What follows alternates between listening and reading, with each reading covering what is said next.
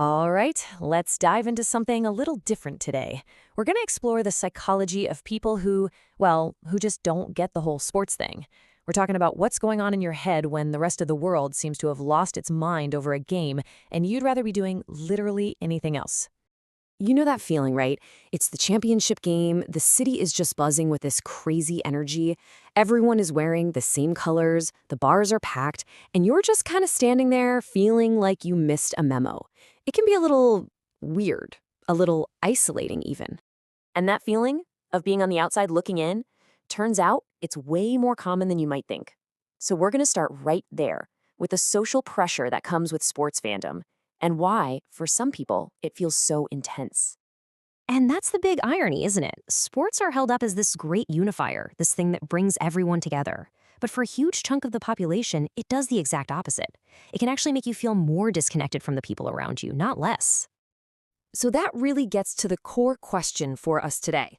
And just to be clear, this isn't about saying sports are good or bad, or that fans are one way and non-fans are another.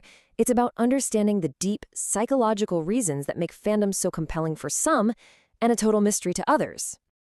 To really get a handle on why some people aren't into sports, we first have to understand why so many people are.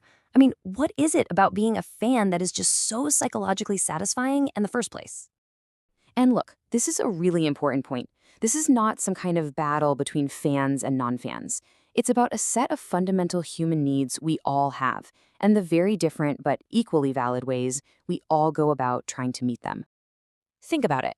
Sports offer this incredible psychological package deal. You get an instant community, a clear sense of group identity, an us versus them, that actually becomes part of who you are.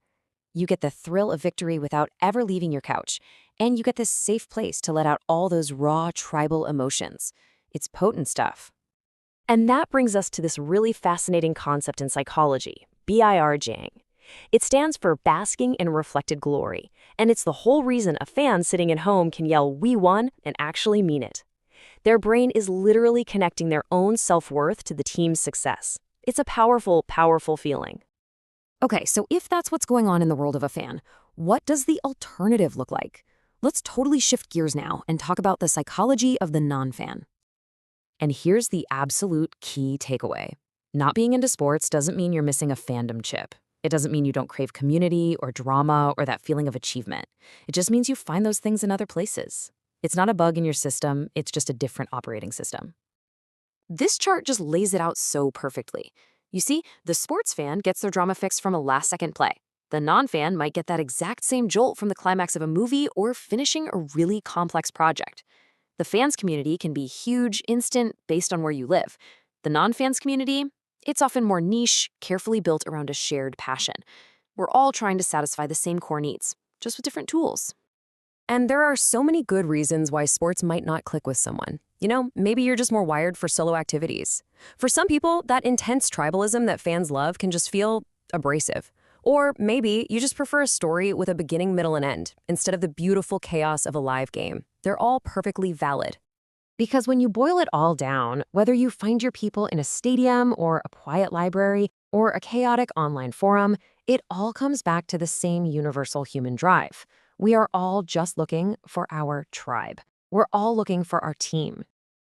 I just love this quote because it really gets to the heart of everything we're talking about. The need to belong doesn't care if you're wearing a football jersey or a vintage band t-shirt. The impulse is exactly the same. We just want to find our people. We want to find our home crowd. And this chart, wow, it really puts everything into perspective. I mean, look, sports are a huge slice of that community pie, no question about it. But it's just one slice. Look at everything else. We find our people in our hobbies, through art and culture, at our jobs. Fandom is a super popular road to belonging, but it's far from the only road there is. And this brings us to our final and maybe the most important idea of all. This isn't just about how we spend a Sunday afternoon. This is about how we build our very sense of self. There's a concept psychologists call the identity project. And the idea is pretty simple. All of us, whether we realize it or not, are constantly building who we are. And we use our passions, our interests, and our communities as the building blocks. So for a sports fan, saying, "I'm a lifelong Packers fan," is a real, meaningful piece of their identity. But for a non-fan, that exact same piece of identity might be, I'm a coder, or I'm a huge history buff, or I'm a knitter. They're all just different, equally powerful ways of saying, this is who I am. So, we'll leave you with this to think about. Forget about sports for a minute. What group, what passion, what community, what makes you feel like you're home? What's the jersey you are really wearing? Thanks so much for digging into this with us.